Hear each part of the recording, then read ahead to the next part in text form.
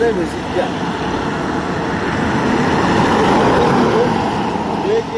Kalunsambulira asibuka ku bbula lya bubonero obw'okunguudo obutali ku luguudo luno oluwezaako kilomita 6 mulambirira era nga mmotoka ezigenda Essembabule, Kalungu ne Gomba kuno ziwenyukirako nga buweewo. Omubaka Ssewungu asoose kuyita ab'ekitongole ky'enguudo Uganda National Roads Authority balabikeko mu kifo kye Kayunga ewasinga okufiira abantu mu bubenje kimuweddeko bano bwe bagaanye okulabikako wadde ng'abadde amaze akaseera ng'abategeeza ku mukama waabwe Allen Kagina ku nsonga eno. Oluguudo luno nazaalwa Ndulaba nyingidde Parliament Ndulaba teruwakako na road signs. Oluguudo luno baalukola Lufunda okuva e Kayunga ku secondary ng'ate lyekkoona ery'amaanyi okugenda e Kittanje n'okudda e Kalungu ng'ovudde ku Kittanje.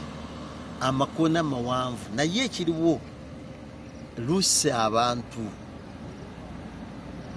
Mazei Makayi abaana bali bagenda ku Kereziya bali kusoma abaana basomera e Kayunga ekiro loole yakubye babiri nedduka naye buli motoka ezita abantu teri yali ekwatiddwa.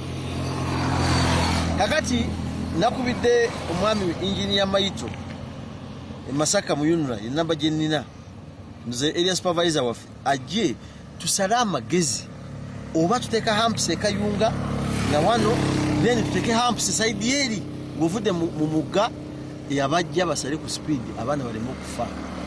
Kati nva kwogera ne mukyala Kagina nankakasa nti bagenda kuweereza omuntu nampa supervisor naye abayunula Masaka baganye okujja wano. Aweze nga bwagenda okukunga abantu b'e Kalungu ko ne mubaka Florence Namayanja muliraanwa we bwe baawula oluguudo luno balugale Nambiro singa ab'ekitongole kya Yunula tebavaayo mangu kusimba bupande obuliko obubonero okutaasa obulamu bw'abantu n'abatuuze.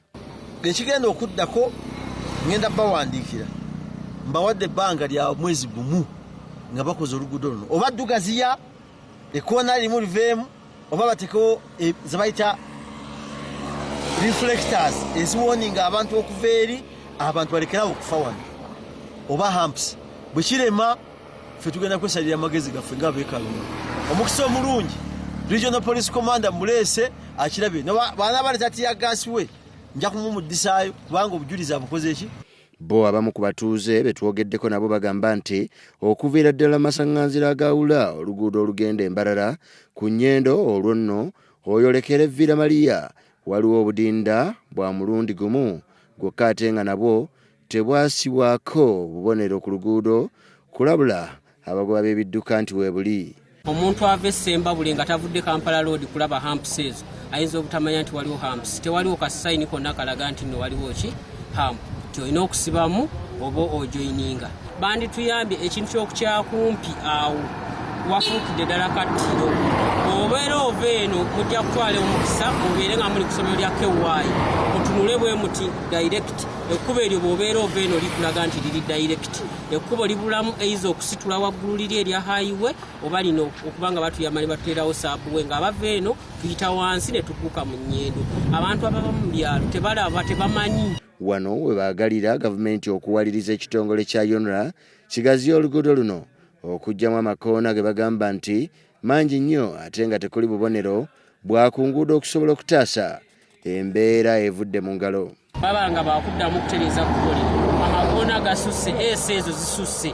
For example ekkoona ery'oku Kittanje bw'oba ova eri toyinza kulengera kiveeri ate ekkubo eryo bakkirize gavumenti waakiri baligaziye nga bwe ligaziye okuva Essembabule kano akantu katono nnyo kilomita 6 okutuuka ku luguudo lw'Embalala balugaziye n'amakoona amanene gasobole okuvaamu tusobole okulaba nti no bakola ki embeera edda mu nteeko. Abato abagenda ku masomero gali kati wano bayitawo abayizi baffe abafeeri abasoma. Ye omuduumizi wa poliisi mu bukiikaddyo Maxwell Ogwal atuuseeko mu kifo kino abataka kye beemulugunyako n'akirambula kyokka abataka abasabye okubeera abagumiikiriza nga naye bw'ayogeraganya n'ensonga eno eri abakulu bekikwatako mu kitongole kya Yunra.